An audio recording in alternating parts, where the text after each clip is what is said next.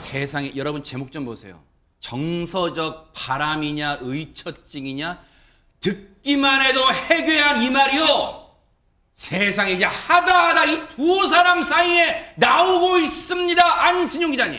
네, 이혼 소송 중인 박지윤, 최동석 부부의 이야기입니다. 자, 두 사람이 이혼 소송 중인 건 이미 널리 알려져 있죠. 네. 근데 점점 더 두 사람 간의 관계가 실타래처럼 꼬여가고 있다는 거죠. 그래서 그 갈등의 씨앗을 하나씩 차근차근 설명해 드릴까 하는데 네. 먼저 두 사람이 이혼 소송 중인 거 지난해 말에 시작됐으니까 이미 다 알고 있는데 이 와중에 서로에게 당신이 외도를 했다. 즉 당신에게 이 이혼의 책임이 있다면서 쌍방상간자 소송을 제기했다는 겁니다. 네. 그런데 돌연 최동석 씨가 이 소송이 알려진 직후 한 방송을 통해서 이런 얘기를 했습니다. 그 내용을 보면은 이혼 소송보다도 이 쌍방상간 소송이 더 힘들다. 상대가 하든 안 하든 내가 한 소송은 취하를 하고 싶다는 입장을 냈다는 거죠. 그리고 이 취하가 바로 이 실타래를 풀 수 있는 첫 번째 단계가 될 수 있을 것이라고 얘기를 했는데 네. 이 방송까지 본 다음에는 드디어 두 사람이 어떠한 절충안을 찾는구나 생각할 수 있는데 네. 그 직후 한 매체를 통해서 또 다른 보도가 나왔습니다. 뭔데요? 두 사람이 그동안 나눴던 대화 내용, 녹취록, 대화 내용이 전부 다 공개가 된 건데 어허. 그 내용을 보면은요. 두 사람이 단순한 감정적인 부딪힘이 아니라 폭언과 폭력, 의심, 감시, 협박, 모욕, 비하 등 정말 서로를 향해서 수많은 칼날을 날려왔다는 것을 알 수 있었다는 거죠. 결국 사실 이 방송이라는 게 녹화하고 편집 후에 또 이제 대중하게 보여질 때까지 어느 정도 시간차가 있죠. 그래서 전후 사정은 따져봐야 되겠지만 적어도 지금은 두 사람 사이에 여전히 실타래가 더욱더 심하게 꼬인 모양새입니다. 여러분 물론 부부가 정말 죽고 못 살아서 결혼을 할 수도 있고 또 이혼을 할 수도 있죠. 근데 이혼을 하는 과정에서 보세요. 그 두 사람이 나눈 대화나 또 메신저 대화 내용을 보니까 와 놀랍습니다. 그 내용 공개된데 아마 오늘 인터넷 기사로 이미 보신 분도 많으실 거예요. 근데 보세요. 그 내용들이 앞서 안진용 기자님이 읊어주셨지만 폭언, 폭력, 의심, 감시, 협박, 모욕, 비하. 아니 대체 어떤 내용들이 여기 담겨 있길래 이런 표현들이 나오는 거예요, 이담 아나운서. 몇 가지 주제를 갖고 계속해서 부딪혔던 걸로 보이는 상황들이 좀 연출이 됐는데요. 일단 저희가 본 내용 중에 대화 중에 아까 제목으로도 나왔던 정서적 바람이냐 아니면 의처증이냐 이걸 갖고 두 사람이 많이 싸웠던 것으로 보입니다. 하하. 실제로 남편 최동석 씨는 아내를 향해서 당신이 정서적 바람을 피우고 있다라고 얘기하고 있고요. 또 아내인 박지윤 씨는 남편 최동석 씨를 향해서 당신이 의처증인 것이다라고 이야기를 하고 있습니다. 저희가 내용을 좀 설명을 해드릴게요. 네네. 일단 이 대화 내용 안에는 두 가지 일이 지금 얽혀 있는데요. 네. 거래처 직원과 박지윤 씨가 커피 한 잔을 했다라는 내용과 또 거래처의 오픈식 모임에 참여했을 때 그때 사진과 관련된 내용들입니다. 네. 일단 최동석 씨가 그럽니다. 나는 아는 후배가 사진을 보냈다. 사진을 받았는데 그 사진 속이 아마 거래처 오픈식 때 모임 사진이었던 것 같습니다. 그 안에 남자들도 있었고요. 근데 이제 남자 만나고 있는데 괜찮아요, 형? 하면서 이제 아는 후배가 사진을 보냈다는 거예요. 그러니까 박지윤 씨가 내가 그 남자랑 데이트를 했냐. 이 거래처 직원이 퇴사하는데 고맙다고 인사해서 커피 한 잔 마신 거다. 근데 이걸 갖고 남자를 만나고 있다고 이야기를 하냐라면서 따져 묻습니다. 그러면서 박지윤 씨가요. 모임 사진에는 나만 있냐, 내가 술을 마셨냐, 밤이냐 이렇게 물어보는 장면이 있는데요. 네. 이것 같은 경우에는 거래처 오픈식 모임 사진을 보고 얘기를 한 겁니다. 그러니까 낮이었고 그 모임 사진에 있었던 건데 그걸 갖고 왜 트집을 잡냐라고 이야기를 하는 것 같습니다. 그리고 다시 그 거래처 남자 직원과의 커피 타임을 갖고 이제 최동석 씨가 그 자리에 안 가면 안 되는 거냐라고 하니까 네. 박지윤 씨가 안 가면 안 된다. 라고 받아치고요. 남자인 게 문제가 아니라 그게 네 업무와 관련됐냐 안 됐냐의 문제다라고 하니까 박지윤 씨는 또 내 업무다. 일과 관련된 게 맞다라고 이야기를 하고요. 또 바자회는 그럼 네 일이냐? 그러니까 내 일이야라고 이야기하는 부분도 있는데요. 그러니까 바자회를 갖고도 아마 뭔가 갈등이 있었던 걸로 보입니다. 그 이후에 지금 땡땡이라고 되어 있는데요. 저희가 방송에서는 전해드릴 수 없는 욕설이 나오고 있습니다.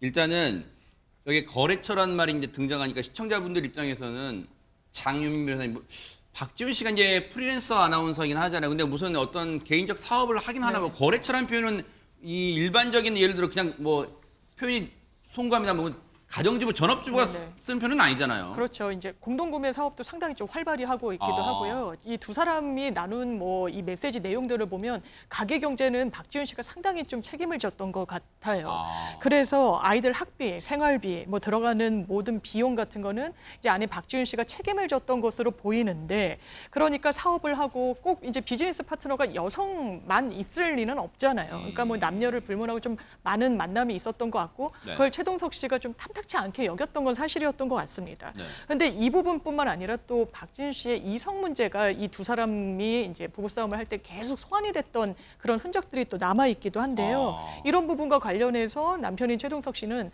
어떤 육체적 관계나 뭐 이런 게 구체적으로 있지 않더라도 정서적인 교류도 이거 정서적인 바람이다, 이렇게 또 직격을 하는 부분이 있어요. 그래서 아, 이게 또 남녀 간의 문제로까지 이제 좀 불편한 부분들이 있었구나라고 가늠되는 부분이 있고, 또 하나는 최동석 씨가 KBS 9시 뉴스의 간판 앵커였지 않습니까? 네네. 근데 갑작스럽게 또 하차하게 됐던 경위가 네네. 있어요. 그 당시에가 코로나가 워낙에 심하다 보니까 외출 자제 권고가 정부에서 내려진 상황이었거든요. 그런데 가족 사진, 가족 여행 사진이었어요. 이걸 박지훈 씨가 올렸었던 거예요. 그때 시청자들이 상당히 좀 불편함을 느끼시는 분들이 많았고, 이런 이제 코로나 국면이라서 맞습니다. 그렇죠. 네. 코로나 국면인데 가족 여행 가는 게 맞냐? 이 계속 뉴스 진행자로 남는 게 온당하냐라고 하면서 결국에는 하차를 했었어요. 그게 또 그 두 부부의 갈등의 골을 깊게 했던 것 같습니다. 네. 그 당시에 주고받았던 또 내용을 보면 네. 내가 앵커 자리에서도 쫓겨나고 지금 당신 때문에 제주도 내려와서 재취업도 못 하고 있는데 잠깐 천천히 볼게요. 맞습니다. 그러니까 장윤 변호사님, 그러니까 네가 사고, 그러니까 이게 아마 그 여행 간 맞습니다. 사진을 올린 그걸 언급하는 것 같아요. 뉘앙스상 네가 네. 사고 치고 이것 때문에 앵커 잘리고 그 말인 것 같아요. 지금. 예, 네. 원망의 감정이 잔뜩 아. 실려 있는 것 같아요. 당신이 이런 사진을 올렸기 때문에 내가 앵커직에서도 하차를 아. 하게 됐고, 결국에 쫓기듯이 제주도 내려와서 살아서 이런 재취업도 못하게 만든 게 당신 아니냐. 그냥 나는 감정적으로 너무 힘들어서 내가 우울증 치료 받는데 나를 그런 사람을 환자 취급을 한 게 말이 되느냐라고 했더니, 박지훈 씨는 내가 그걸 문제 삼았던 게 아니라 당신이 너무 과도하게 의처증 증세가 있어서 그걸 갖고 환자라고 했던 거 아니냐라고 하면서 이게 망상이다라는 박지훈 씨 입장, 아니다, 당신이 바람을 핀 건 정서적이든 뭐든 팩트다라고 하는 이 최동석 씨의 입장이 또 굉장히 맞섰다는 걸 또 보여줬습니다. 최지봉 교수님, 네.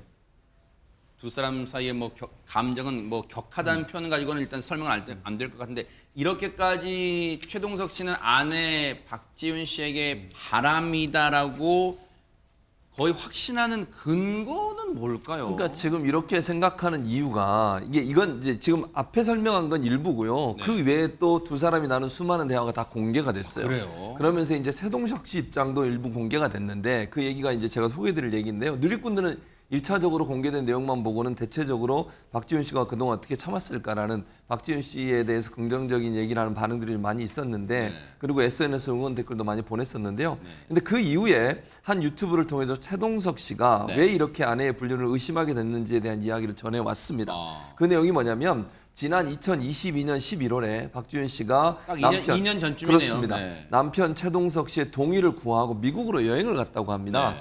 그게 이제 2022년 11월 25일부터 8박 9일간 미국 여행을 갔는데, 네. 이제 문제는 이 미국 여행 중에 이성 친구 집에서 하룻밤을 묵었다는 거예요. 그러니까 동성이 아닌 이제 네. 남성이겠죠. 이성 친구니까. 그래서 최동석 씨는 뭐라고 그러냐면, 박지훈의 이 같은 행동이 혼인관계 신뢰를 무너뜨리는 요소가 됐다라고 주장을 하고 있습니다. 야, 이거 우리가 뭐 탐정 역할까지 해야 되는 건가요? 그 당시에 그러면 박지훈 씨가 2년 전, 거의 2년 전이에요? 저 당시에 미국에 갔을 때 8박 9일 동안 그 이성 친구의 집에 하룻밤을, 뭐 하룻밤이라 했어요. 8박 9일 동안 다 있는 건 아니에요.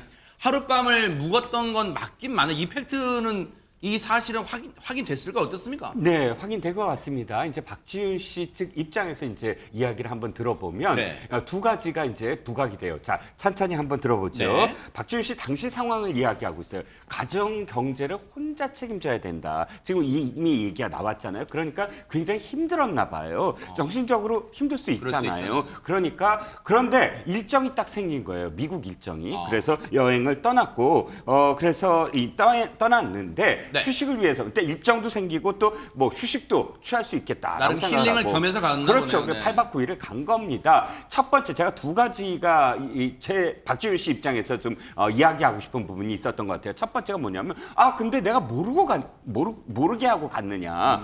최동석 씨한테 내가 가겠다. 지금 일정도 생기고 좀 쉬다 오겠다라고 이야기했고 거기에 동의를 구했다. 아하. 그러니까 모르고 있던 게 아니라는 거고요. 네. 자, 두 번째는 네. 가장 지금 우리가 관심을 가져야 되는 부분이 이성 친구 집에서 하룻밤 이 얘기 아닙니까? 그렇죠. 그런데 사실 이 안에는 또 한 가지 사실이 있는 것 같아요. 뭘까요? 보면 성별만 다를 뿐 바로 그 친구에 대한 얘기입니다. 고등학교 시절부터 친했던 남사친 남자 친구다. 그래 이성적 관계가 아니다. 근데 그 다음이 좀 중요한 것 같아요. 성적 정체성이 다르다. 그러니까 아마 이성애자가 아닌가 봅니다. 그래서 그 사람에게는 사실혼 관계 배우자도 있다라고 밝히면서 네. 두 번째. 근데 이것도 역시 최동석 씨가 그 친구가 성적 정체성이 다르다는 걸 알고 있다.